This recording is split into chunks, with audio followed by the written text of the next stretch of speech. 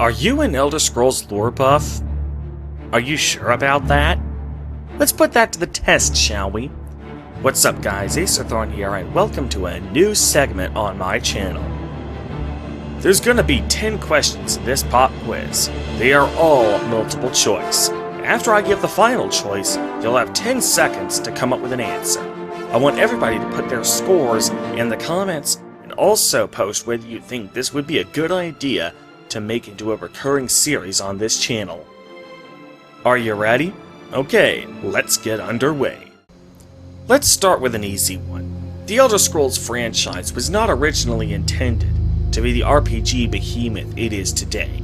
So, question number 1. Which of the following genres was the Elder Scrolls franchise originally intended to be? Was it A, a first-person shooter, B, driving game, C, a fighting game, or D, a turn-based strategy? Take 10.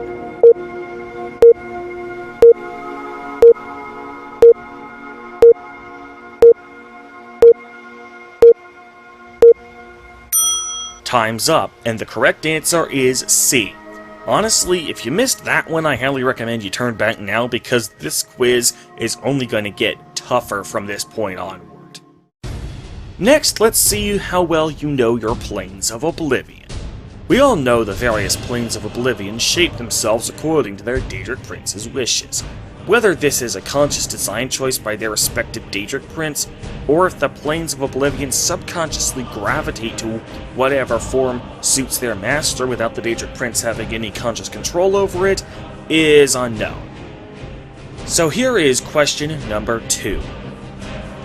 Which of the following Planes of Oblivion has its own version of the White Gold Tower? Is it A, Moonshadow, B, Cold Harbor, C, Quagmire, or D, the Shivering Isles? Take 10.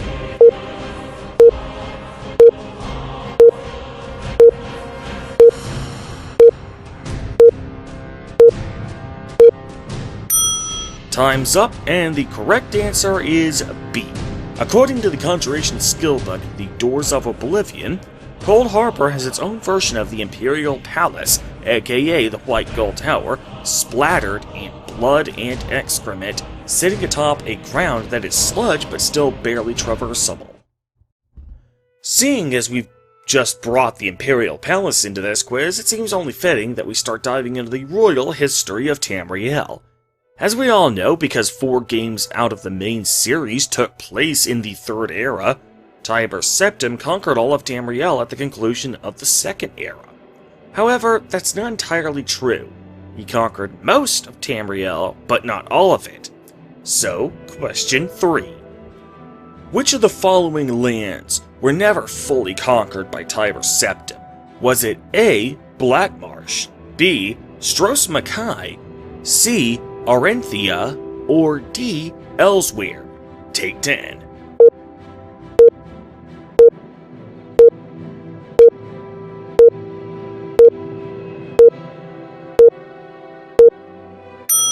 Time's up, and the correct answer is A.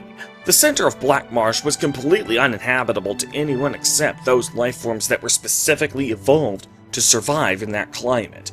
This means that Tiber Septim couldn't penetrate the deepest reaches of Blackmarsh, and so he simply conquered the coasts of Blackmarsh and decided that was good enough. It is speculated that cities and peoples near the center of Blackmarsh do not even recognize the rule of imperial law. So, Tiber Septim conquered every other place in Tamriel and declared himself emperor, ushering in the Third Era, which lasted for 433 years. During that time, a total of 22 men and women ruled Tamriel under the Septim Dynasty. So here is question number 4.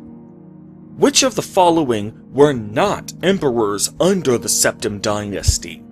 Is it A, Kentirus Septim II, B, Magnus Septim III, C, Sepphoris Septim I, or D, Pelagius Septim IV? Take 10.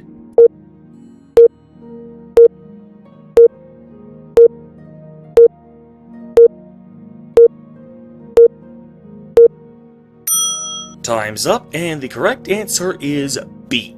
There was an emperor named Magnus Septim, but there was only one emperor with that name, meaning there was no Magnus Septim II, and certainly no Magnus Septim III. Remember, we're talking about emperors here, so if there was another member of the Septim bloodline named Magnus, that doesn't count.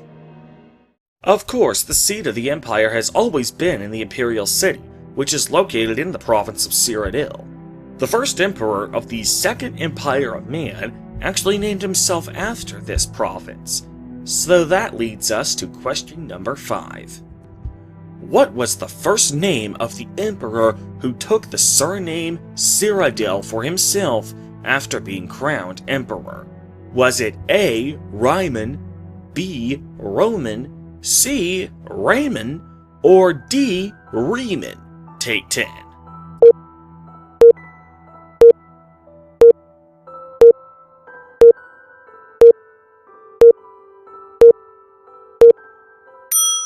Time's up, and the correct answer is D.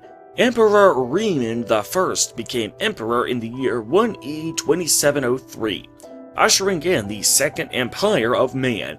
After his coronation, he demanded that he be called Riemann Cyrodiil, after the province that was now the seat of his empire. So after Riemann Cyrodiil became emperor, he would need at least one wife to produce an heir to the throne for him. That leads us to question number 6. Which of the following playable races would not be able to get pregnant with an Imperial? Is it A. a High Elf, B. a Breton, C. a Khajiit, or D. a Dunmer? Take 10.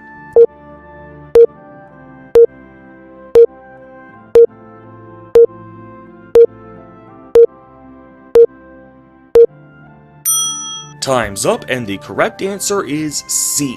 According to the Restoration Skill book Racial Phylogeny, which can be found in Morrowind, Oblivion, Skyrim, and Elder Scrolls Online, races of Man and Mer can all breed with each other, meaning that Altmer, Bretons, and Dunmer are all fair game for Riemann Cyrodiil if he wanted to make a baby.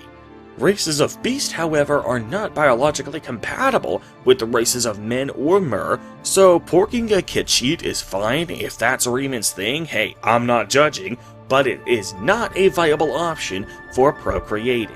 Then again, on the bright side, he wouldn't have to worry about that pesky contraception.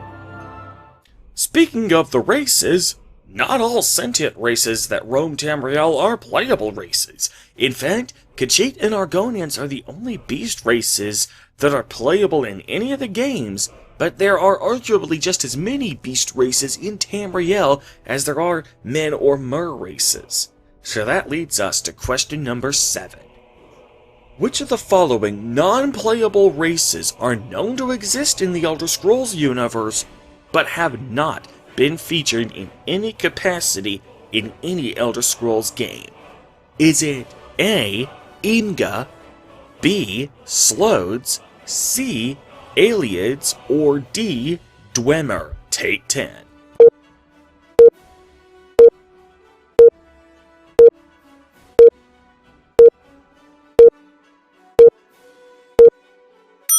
Time's up, and the correct answer is A. The Ayleids were featured in the Elder Scrolls Online, where King Lelorian Dainar was trapped in Cold Harbor, not immortal, but with a heavily extended lifespan. Morrowind has an NPC known as Yegrum Bagarn, the last surviving Dwemer. Meanwhile, there was an NPC Slode in the spin-off game The Elder Scrolls Adventures Red Guard named Nagasta, a Slode necromancer who served as that game's main villain and final boss. Meanwhile, the Inga are a race of bipedal apes who go to great lengths to imitate the Altmeri culture, but they have yet to be featured in any game outside of in-game book references. So speaking of Nagasta, he actually wrote a book in his native language. That leads me to question number 8. Which of the following modern technologies has not yet been featured or referenced in any capacity in any Elder Scrolls game? And this time, book references do count. Is it A, the internet, B, trains, C, spaceships, or D, air conditioning? Take 10.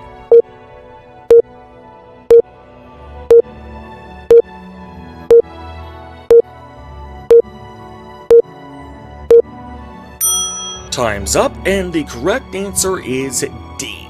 The internet is referenced in Nagasta's slowed language book, Nagasta Kovada Kovakis. Translating this book into English reveals that he discusses a newsletter called the Kavako, which is distributed over the internet. Trains are mentioned in the Spanish version of The Elder Scrolls IV Oblivion due to a translation error. Selith, an Argonian outside the Imperial City arena who wants to be a combatant in the arena, will refuse to converse with you. All he says if you talk to him is, no talk, only train.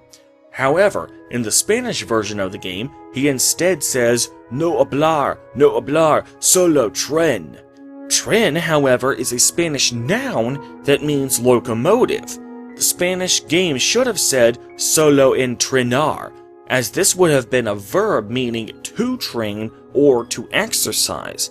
As it stands, however, the Spanish version of an Elder Scrolls game makes reference to a modern-day technology. Meanwhile, not only are spaceships referenced in the Elder Scrolls games, they have actually been featured. In fact, they were the setting for an entire Elder Scrolls game. In the Elder Scrolls universe, they have contraptions called battle spires that hover in orbit around the planet of Nirn. They are entirely man-made, and serve a similar function to space colonies as a sci-fi trope. They can also be piloted, and therefore could theoretically be used for interstellar travel, no Oblivion portals necessary. As the Conjuration skill book The Doors of Oblivion state, there was once a plan by the Empire to use battle spires to reach Oblivion. So battle spires are essentially spaceships for all intents and purposes. So by process of elimination, air conditioning is the only modern technology that has yet to be referenced in any of the games. The closest we get is Clockwork City DLC for the Elder Scrolls Online, which has giant air vents and fans. However, there is no indication that they provide any temperature reduction utility, so it's not quite a blatant reference to air conditioning. So, seeing as we could, theoretically, travel to other planes of existence without divine help using battle spires, what should we travel to? In Elder Scrolls Astronomy, the various realms of Aetherius lie just beyond the stars of Mundus, and the planes of Oblivion lie beyond the realms of Aetherius. So if we use a battle spire to travel to Oblivion, we would have to pass through Aetherius first. That leads us to question number 9. Which of the following is not a realm of Aetherius? Is it A, Far Shores, B, the Mentellan Crux, C, Sands Behind the Stars, or D, Levenace? Take 10.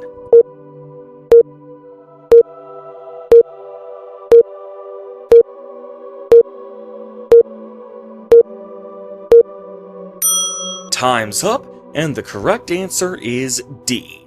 Far Shores is the plane of Aetherius that serves as the afterlife for Redguards. Seeing as the Redguards initially came to Tamriel on ships as they fled their sinking homeland, Yakuta, it makes sense that they would prefer an afterlife, suggesting that they are returning to their own homeland.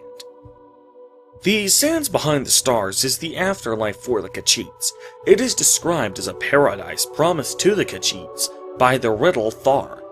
Khajiit souls go there when they die as long as they have followed the true path of the moons, whatever that means. It is said that the realm is filled with dunes formed of sugar and a warmth without end. The Mentellan Crux was a pocket dimension of Aetherius created after the Tiber Wars as a means of housing the Mantella, a giant soul gem that powered the Numidium in order to ensure that only the most formidable warriors would be able to claim the Mantella. This served as the final dungeon in the main quest in the Elder Scrolls II, Daggerfall.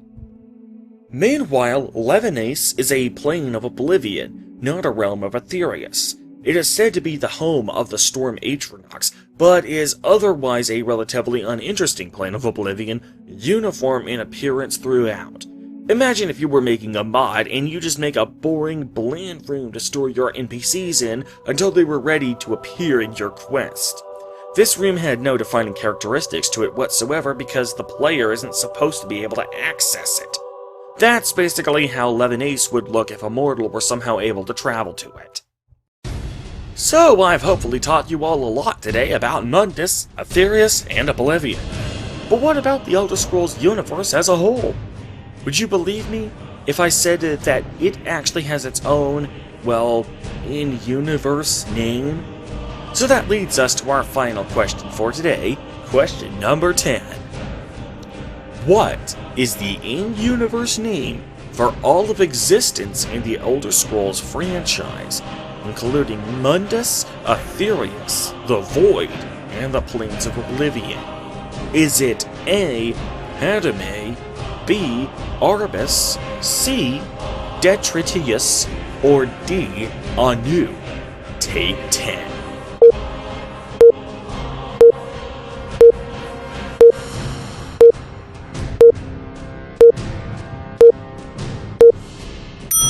Time's up, and the correct answer is B. Anu is the primordial state of stasis, and Padme is the primordial state of change, not to be confused with the primordial state of chaos, which is Sithis, the patron deity of the Dark Brotherhood.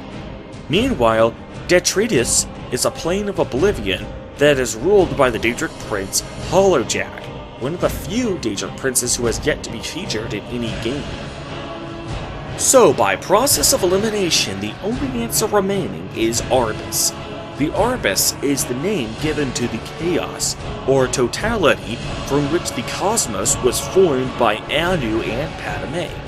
For all intents and purposes, it is the universe, encompassing the Void and all planes of existence from Oblivion and the lands of Aetherius to Mundus and the Outer Realms. So that concludes our little quiz of the Elder Scrolls history and lore. So what was your score? Did you get 10 out of 10? If not, what questions did you miss? And do you think this would be a fun thing to have on a regular basis? Let me know down in the comments. And that will do it for today's video. If you guys enjoyed this video, be sure to give it a thumbs up and share it with your friends. Also be sure to subscribe for more discussions of your favorite video games. And don't forget to check out some of my Let's Plays on this channel, which constitute the vast majority of content I produce for it. In the meantime, however, I am Acerthorn, and I will see you guys later.